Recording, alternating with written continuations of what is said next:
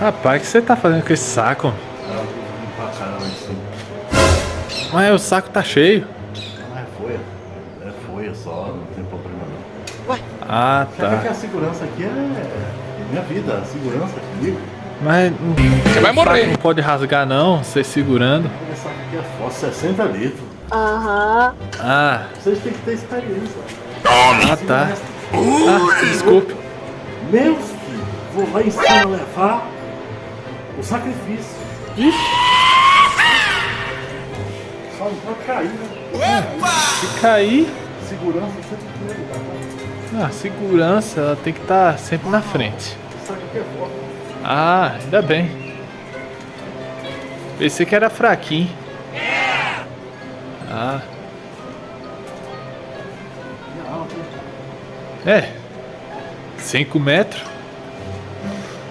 Deus, Deus. O que é que eu não faço com vocês, hein?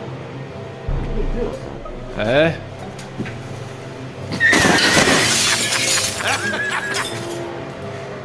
Meu Deus.